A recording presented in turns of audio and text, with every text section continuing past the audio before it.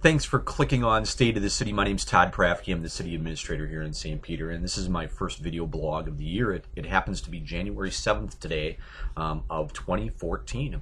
I know if you're writing checks, maybe you don't write as many checks as you used to, but God, it's hard to get used to signing 2014. Anyway, today is cold. Not as cold as Monday. Today's Tuesday, but not as cold as Monday was, but still cold out. And I really appreciate you taking the time to click on my video blog here today about the City of St. Peter. I have two primary missions today, the first of which is to talk about the workshop from just last night, Monday night. And the second is to give you a few tidbits of information that I think you'll find, or hope you'll find, interesting and useful about things that are going on or happening around our community and with the City of St. Peter. So first, let me jump into the council workshop. As normal, I'll show you a copy. Here's a copy. You can see my notes on there of our packet. If you want to see everything that's included in this packet, exactly what the City Council sees, you can go on our website and find that. But some of the big issues that the Council talked about last night were our electric generation maintenance agreement. Whether you knew it or not, the City of St. Peter has 17 electric generators, separate electric generators in town, and we generate about 17 megawatts of power potentially in emergency situations and other times.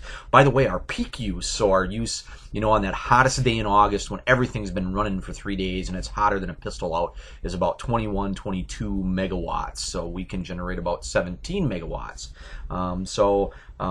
That's a pretty good ratio for safety for us, and we like that. But one of the things that's important is to keep those things maintained appropriately. And for a number of years, we've had a contract with a company that comes down and changes the oil, makes sure the batteries are right, all these kind of things, and actually some very higher level technical things related to these generators and the engines that run them. And so we went out for quotes again for that, and in the past Ziegler has done this for us. In fact, last year was just about $90,000 per year to maintain, to do the maintenance and all those. This year we've got 3 folks that are interested in doing that work for us over a 5-year period. And so here's what you'd see in the packet if you looked online at the packet. And so you'll see there Ziegler and Cummins and iState. And you'll notice that the middle column there, the Cummins column, is about $60,000 a year. Actually about $61,000 a year. So they gave us a low quote. So we're looking for Monday night for the council to take action to enter into a contract with Cummins. I'll try and get that right so you can see it well. To provide those services to us for those 17 generators. It's important. It's just like it's just like your car, right? You got to maintain it well to make sure that it works when you really need it and to reduce expenses in the long run. And so that's what we try and do with these generators. The next item that we talked about was Highway 169 utilities, and I have a great map here that I'll show you as well. This map shows a bunch of utility work, water and sewer work that we've talked about, looked at doing when Highway 169 in that area of Union and St. Julian near McDonald's Holiday is all worked on this summer. And so I know this is probably hard for you to read on your screen, but again, if you want to see this in your packet, you can look online and see the packet or call me if you have any questions. We're going to do some utility work because frankly, when you're doing that, we have old infrastructure out there. And when you have to make a repair, 50% of the repair is fixing the road back up because the water pipe or the sewer pipe is underneath the road. So if you have someone else fixing the road for you, repaving it, tearing it up and fixing it, which in this instance it's DOT, boy, you got to take advantage and really look very carefully about what do you need to repair, what is kind of near the end of its life cycle, what has had some problems, what do you think is going to have some problems. And so in this instance, we've taken a very minimalistic approach, a very financial budget targeted approach to picking some projects down there that we're going to do to try and take advantage of that road work that's going to go on. So I won't get into a lot of details because I don't have a lot of time to get into a lot of details here, but you can certainly go online and look at that packet and know more about why and how and what areas we picked for some additional sewer repairs. And some additional water repairs in that area. We think that it'll serve us very well for the long term, and so that's really what we look at.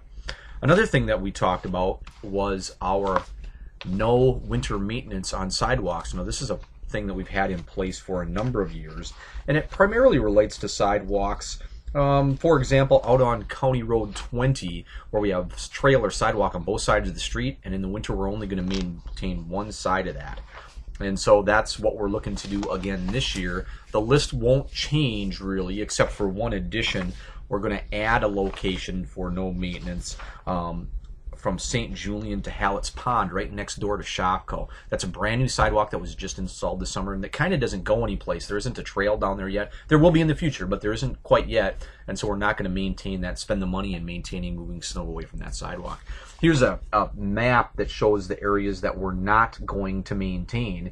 Now you'll be able to see a very specific list in our packet, but also we'll promote this if the council takes action on this on our website and in the hot sheet, which you can click on our website as well. So those areas show sidewalks that we are not going to remove snow from this winter and next winter. The plan is that this is a 2-year plan. That way people kind of have an opportunity to get used to that. I also want to mention that the council discussed e-cigarettes last night. You know, this is kind of an interesting one to me. It's gotten a lot of attention in a lot of communities, and for some reason it gets a lot of attention here, and I'm not exactly sure, but the council has looked at what do we do in the interim until the FDA or the state of Minnesota or the feds really identify, really classify what e-cigarettes are. Are they a tobacco product? Aren't they? Are they a nicotine product? Aren't they? Are you allowed to smoke them indoors or not? All that kind of stuff. They're kind of in the gray area. And so for us, we're trying to get that figured out a little bit, but frankly on a much more practical level. And I can talk about that more if you give me a call or you want to know more about it. But the council's position has been, you know what, for right now we're kind of going to treat them like cigarettes. That way the licensing and the use in buildings is all kind of the same, and we don't have to sort out too much. It's messy for us to sort it out in the practical world until somebody, you know, sets up a major classification for it.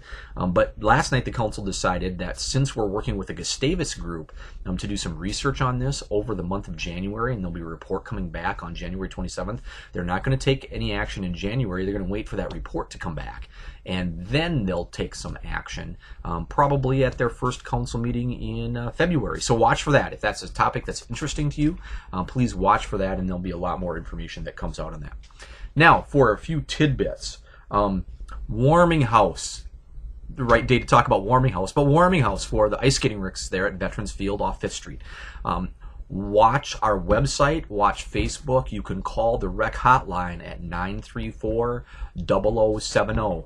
0070, and find out whether the warming house is open on any specific day. Generally, it's going to be open on days when it's very cold, but not when it's bitterly cold and 20 plus below zero out. We shouldn't have kids out skating necessarily, and so we don't have the warming house open. But check those places to see when and if the warming house is open. We also have a regular schedule there on our website and in those areas too, Facebook and our website, and certainly on the rec hotline. So check for that. The last tidbit that I have for you is I got to show you this picture.